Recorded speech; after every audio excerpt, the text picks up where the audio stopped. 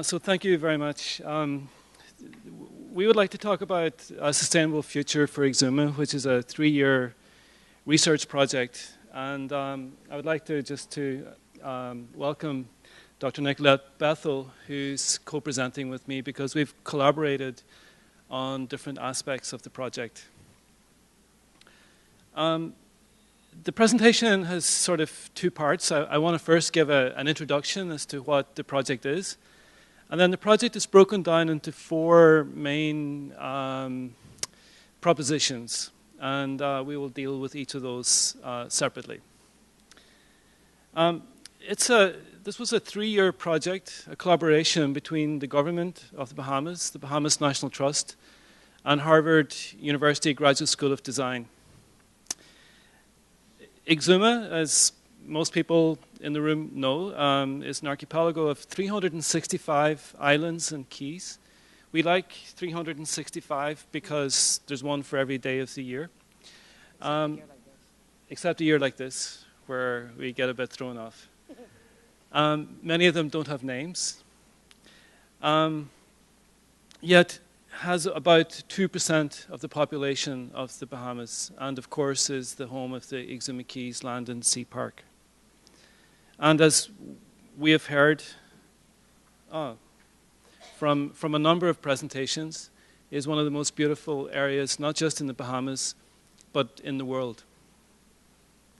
Now, when we started this project, we were told, or a number of people said, that nobody wants another land use plan that will sit on a shelf. And so this was very much on our minds as we began the project. And we as a university, we're not consultants either, so we're doing this to rethink what a land use plan is and could be. So there's been 3 issues sort of governing our thinking with this project. One, to rethink, how to rethink a plan, how to rethink a land use plan. And we propose thinking of it as a process rather than as a plan. 2, how to incorporate fieldwork within a planning and design process. And 3, how to build more sustainably on the islands, but not just to think of this as a process, but also to think about how to activate projects on the islands. This was, you probably can't read this, but this was the original project diagram. It shows 2 paths to the land use plan. One is education and one is research. And these are 2 things that we like to think we do well. I think if we were to redraw this diagram on reflection, there would be a lot more interaction between education and research as there was in the project. And this is on our website, sustainableexuma.org, if you want to see more detail. The eventual land use plan that we submitted a draft a few months ago, consists of 9 different tools. And we think of it as a toolbox rather than as a plan. The thinking there is that each tool can be activated by a different agency or a different individual or a different ministry, and therefore is more likely to succeed than if everything is on one fixed plan that is in one fixed location. In summary, there are 9 tools. We're going to talk about some of them during the presentation. They deal with issues over planning, open space, architecture. And the implementation catalog consists of a whole series of projects that could happen in the future. And the eventual submission, because we submitted it a few months ago for feedback, we're now in the process of receiving feedback, but also revising the documents and making them more accessible and editing them into more concise framework. So now let us both talk about the 4 propositions as part of the planning process that we propose. The first is to engage widely. And here, Harvard and the College of the Bahamas collaborated on extensive fieldwork in the Bahamas, or in Exuma. I'll let Nicolette take over. Thank you. The field work that we did came about because it was a very anthropological, ethnographic approach to the field work. Long-term, multiple engagements, and it's a very interesting method. In traditional anthropological studies, people go to a single place, an individual go to a single place for a long period of time, for a minimum of 12 months, ideally more than 12. But the approach that was taken here was what would happen if you take a lot of people and send them to different places for a short period of time. And so instead of having one field worker going for a year, 52 weeks, would have 52 researchers spent a week each. And this is the model that was activated, and it happened over a period of 3 years. In the first years, it was Harvard students, and there was a collaboration between the anthropology students and the Graduate School of Design students. In the second and third years, we also added the Bahamian component. So my students in the College of the Bahamas went to various spots in Exuma with the Harvard Graduate School of Design and anthropology students. And the resulting fieldwork was really very interesting. The interaction and the dialogue that came out and what was found was very interesting. And I think very, very productive. We have at least one of our field workers in the house today. I'm not sure, I can't see if there are any more, but Krishan Walker is somebody who went twice. He got so much out of it, he went back again. And so we also looked at a variety of different things. What tends to happen, again, with regular anthropology is you'll focus on a single settlement or a single thing. But what happened here were we looked at a number of different areas, a number of different geographical areas, a number of different focuses. So you had the local community, we had private landowners, the government and NGOs. These were all things that were studied. Immigrants, tourists, and the environment. So, for example, one year we had a pair of students, a Bahamian and somebody from Harvard, staying for a week at Sandals. In another case, we had two other people on Little Farmers Key. A group on Staniel Key. Some people looking at the actual governance in Exuma, and so on. And yes, we had a couple of people, twice I think, both in the first and the last years, looking at the land and sea park itself, so engaging also with the environment. And this is just an example of the first year that we went out. This is the group that went, the Bahamians and the Harvard students, on their way to Exuma. Not everybody is there for some reason, I can't remember. Some people had left like 8 o'clock in the morning. And so these are the kinds of things, the advantage to field work. And know that I'm an anthropologist, so I already have a bias, but the advantage to field work, rather than the more traditional kind of engagement with the community, is that what happens when you go into a community for a weekend and you have town meetings and you engage, is you get the most vocal people coming out. And you also get the people who have an axe to grind, and you also get the people who want to say something and want to be heard, but you're not going to get all the voices. And what happens with field work is it's a very different kind of arrangement. You're living in a specific place for, in this case, a week, which doesn't necessarily break down all the barriers, but you get to observe a lot of things that you may not get to see. And there are certain things that people, in the reality of living on a series of islands like Exuma, that people don't even have in the forefront of their minds. Even if they come out to a town meeting with the best of intentions, they don't know that they want to say this. But these are things that will be said at dinner or over coffee or down by the dock or whatever. So some of the things that have come out of the fieldwork, and this is just a little bit, would be things like, we need flights to Fort Lauderdale. Or we need a full-time doctor.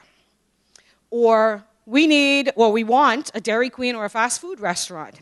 And anybody who's been on a plane going from Nassau to the Family Islands know the truth of this, because there will be buckets of chicken on that plane. We need to find a way to keep our children here. We want a bank. Okay, these may be things that are no-brainers, but these are the kinds of things that come out of the field work. Just to get an idea of how much information and data was generated, Gareth tells me that this is just the information from 1 week in the field. These are the field notes from 1 week. So that's one of the 3 years. It's 250,000 words for one of the 3 years, and that's 2013, right? So that's 2/3 of the group of people that were there in 2014 and 2015. That's how much data has been generated. So I'm going to let Gareth talk a little bit about this. So there have been discussions about how to share this information, and I think that the GSD came up with a really interesting solution. And so I think I'll turn it back over to Gareth because he understands the whole process and he'll be able to talk a little bit about this. But these are index cards. So just briefly, what you'll have on the index card is an illustration, an excerpt from Fieldwork, and some more information that I'm going to let Gareth tell you about. These index cards are our solution to the problem of having too much information. So we found that having 250,000 words from 1 week alone becomes overwhelming for any one person to really grasp. So we developed index cards where we take key themes and key moments from the texts and pair them with images. And of course, part of the challenge here is having images that represent social processes. We've developed hundreds of these cards which summarize key topics that emerge in the field from often casual conversations with people. And then we developed an online platform which still is password protected over sort of various ethical issues that we're trying to resolve. But it allows us to track key topics and themes that arise from our conversations. If I can just give you an example, over 1 week, if we have, imagine we have 20 people, 20 students and researchers in Exuma, and each of those has 10 conversations a day, which is not a lot. Over 10 days, that's 2,000 conversations that they're having, and there's only 7,000 people in Exuma. So and over the 3 years, we hope we've actually, we've talked to some people several times and other people we haven't talked to, but we have a pretty good cross-section of people in Exuma. And topics that arise are, issues surrounding tourism, fishing, mobility, education, agriculture, and land, which is a really big issue on people's minds. In terms of fieldwork and engagement, it's also really important to engage with our partners. We had regular review meetings with the government, the BNT, and public forums and workshops. We always went to church on Sunday. It's a great way to meet people. But we try to think of fieldwork not just as observation, not just as listening to people, but also in doing things. So, for example, this is a temporary garden we built in Georgetown that existed only for 1 day and 1 night. And it consisted of little origami-type flowers on which people's dreams and hopes for the future were written on blue and red paper. And then they were folded up and planted just for a day. We felt it was very important to have this temporary aspect, but what we were trying to do was to highlight the importance of public space and open space. And still people tell us this is in their imaginary. So I'm afraid we have to wrap up soon. So let me quickly go through our 3 other propositions. One is that it's very important to work on multiple scales. So when we think of Exuma, with 365 islands, it's a very large geography. Many islands have different ecologies. How do you work there? So one thing that we've been doing is actually designing very small things. So, for example, chicken coops. We built 8 chicken coops last year in a collaboration with the United States Navy. It was just by total chance. They were in the Bahamas, and part of their training they have to do community engagement. And so we came to an arrangement with them where we built 8 chicken coops. But we chose the locations carefully. We knew that other people would ask for them, and sure enough, a week later, we were getting lots of messages on Facebook from people saying they would like a chicken coop too. And so we developed manuals, IKEA-like manuals, on how to build a chicken coop, but also how to raise chickens. And we had workshops on raising the chickens. Now, what has this got to do with planning? Although the press thinks it was an excellent answer for Exuma. But this ties in with ideas of food security and the fact and the observation that On many of the islands, there's many chickens, but people can't find the eggs because the chickens are wild. And secondly, that the school curriculum prepared children for life off the islands. And we worked with the schools to build these chicken coops and to train children, to educate children as to where food comes from. Last year I went back and many of the chickens had names.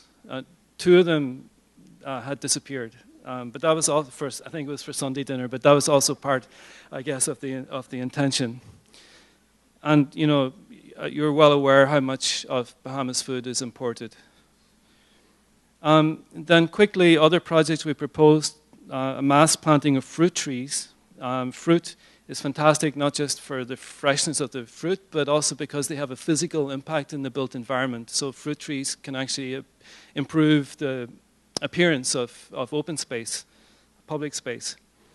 We developed open space guidelines for Exuma, architectural guidelines, how to work with local materials and building sustainably, more sustainably. We developed a GIS database for Exuma, a whole series of thematic maps, which will be exhibited next week in the COB library and the foyer space. And even photographs of several of the islands, continuous photographs but taken from the sea, where we record the coastline. Quickly, sharing knowledge for us was important. We offered scholarships for Bahamians to come to the GSD. There are some recipients in the room from Career Discovery, a summer-based program.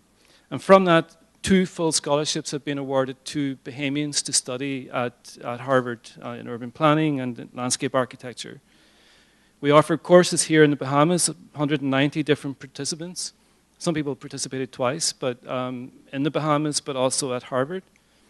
We developed a whole series of briefing documents, manuals like the chicken coop manual, calendars for growing fruit. This year, and we have a copy for everybody, we have a calendar based on fruit recipes that we gathered from Fieldwork in Exuma. So people told us about traditional recipes that they used with fresh fruit.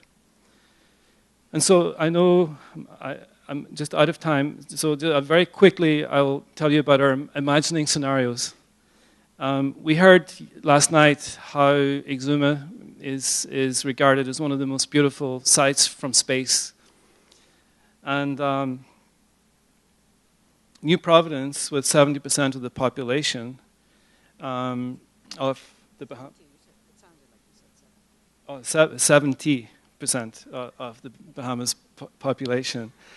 Here we have a map of impervious surfaces in New Providence since 2000 in red. And if New Providence continues along this route, then what is the impact for the Bahamas and Exuma? With a rising population, we question and the distribution of the population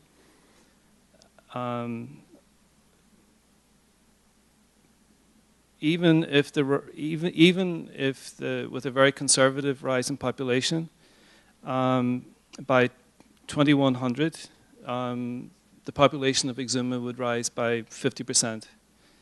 But of course, it will probably rise a much greater number, easily double, and maybe much, much worse. Or much, much more people. I shouldn't say people are bad, actually. But how would these changes affect Exuma? Will Black Point become like New Providence?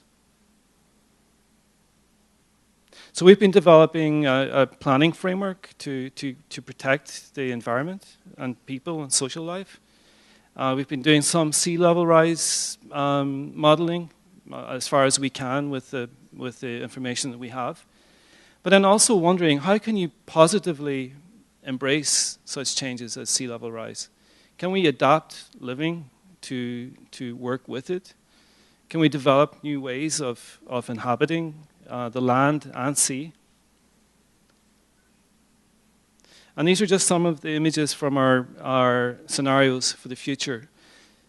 I will end, let me just tell you about this one. This is using straw for coastal remediation, but then the straw could also be used for local industries.